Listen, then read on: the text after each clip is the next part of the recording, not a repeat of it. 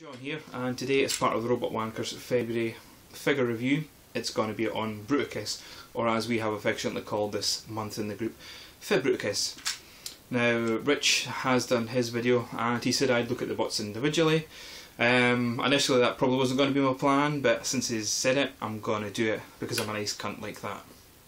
So I'm going to start off with Onslaught and then work my way down the rest of the group until we get to the big lad himself. So let's get started. Here is Onslaught. Out of all of them, he's actually the weakest of the figures in terms of just design and quality. Nothing to do with the plastic quality in the figures, they're all pretty solid, but just in terms of design and stuff like that. He's pretty imposing, especially with him being oversized. And there's lots of detail, as there is with the rest of them, but in general, things like that happen, things just fall off him, and he's pretty boring compared to others, especially in robot mode. His alt mode, this is where he really shines, especially in the individual form. It really reminds me of a truck that was in a film called Fortress with Christopher Lambert. If you haven't watched it, go watch it, it's pretty awesome. He's very impressive in his alt mode, and that's even without adding the ridiculously long trailer, which I'll do just now. So, take that off. Now, with that trailer there, you can store a couple other figures in alt mode on the trailer, of course. But this is, for me, out of the two modes for Onslaught, this is where he shines. It's really impressive. I love the design in alt mode. It's fantastic. And here is Blastoff. This is a brilliant figure. The sort of overall aesthetic with Warbotron is to over-design things. And out of all the guys, it specifically shines with him more, especially with his wing missiles, the pistols, and just the overall aesthetic of this guy really emphasises what Warbotron's design is all about.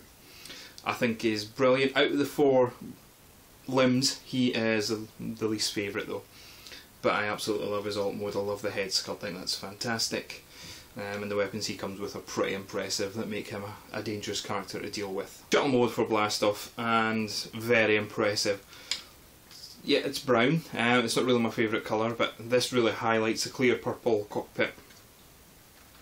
How it all comes together, there's a bit of part forming, but it's used in a very clever way with the weapons there becoming the tail fin, or whatever it is on a shuttle. I don't know, I'm not an astronaut. But I absolutely love the alt mode in this figure. Out of all of them, it's one of my favourite. Definitely better than Onslaught. But yeah, absolutely brilliant. Definitely a nice alt mode and a nice representation of G1 Blastoff. Here is Vortex. First thing that initially grabbed my attention with this figure was the head sculpt. It's very close to the Generation 1 version, or at least the animation model anyway.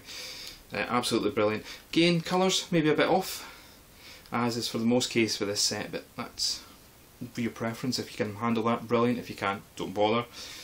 But yeah, really, really good figure. In general, with all these figures, this is a bad example, but there we go. Most of them have ratchets, whereas the originals from Warbotron didn't. But I do love his shoulder cannons. I love the way the blades can come off and form individual swords. So much detail going on. Absolutely brilliant. Helicopter mode for Vortex. I absolutely love it. It's brilliant. The way it comes together is absolutely lovely. I've got a little bit of a paint scuff there, but hey, it's not the official version, so I'm not going to grumble too much.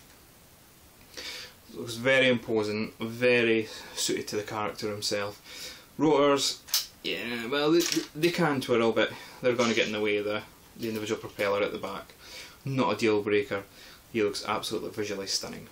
And here's Brawl. Now, as a toy and as a character in the at least Generation 1 era, he was my favourite.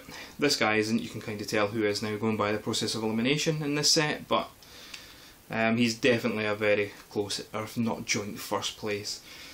The only issue with this, as a lot of people have, is the lack of articulation in the shoulders for posing, but other than that, he's a very nice representation of Brawl. I absolutely love the feet. That's the silly thing to say. And also, you have these clever little panels there that fill in a gap. Equally with the next character I'm going to look at, that's there too. Really well done. Absolutely love this figure, and this design is spot on. What a tank. I mean, wow, this is just brilliant. It even has a little sight there, that's more for his weapon and robot modes, but really, really impressive. Again, just a fantastic representation of the Generation 1 original. Out of all the guys in this set, he is the closest to his Generation 1 counterpart. I can't recommend him enough. And here he is. The favourite out of this set is obviously Swindle. I don't know why, maybe it's the cheeky head sculpt there. Maybe it's the design, I just don't know. Again, like I say, Brawl was my favourite character from the Generation 1 version, and even the figures. But for this set, it is definitely Swindle here. Brilliant. He does have a bit of a shitty kibble at the back there, but you can't really see that in robot mode. And let's be honest, even if you're posing them individually, who poses them on the shelf like that? No one. Back kibble isn't the end of the world, people. Now, as much as like his robot mode, it was really the alt mode that cemented this as my favourite in the Warbotron set. Doesn't look like a transformer, you couldn't tell just looking at this there. Even on the underbelly there, you wouldn't know. You could take a guess, you're probably right, there would be, but on the whole it's just a very impressive alt mode. So much going on in it, and that's a running theme with the Warbotron design, but I'll get onto that in a bit. But that's just such a striking alt mode for me that just won me over in terms of the rest of them. This is why he is my favourite. And here he is, all combined. This is why you're buying this set.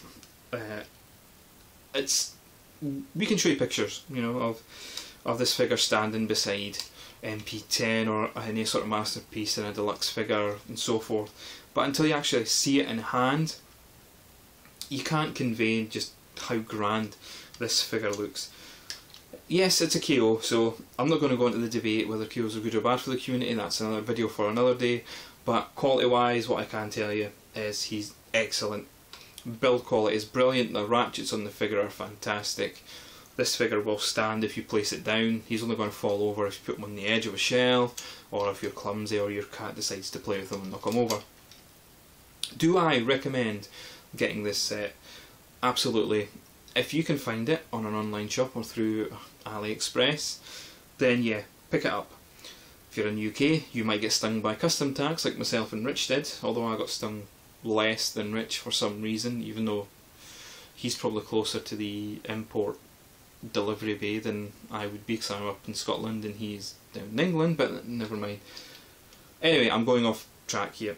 Yes, if you like Bruticus and you want a big Bruticus, this is the figure to buy. So that's my Robot Wankers FeBruticus video this month. We're probably going to be looking into doing March Magnus, so you can guess which figure that is, and hopefully I'll see you next time with a better video.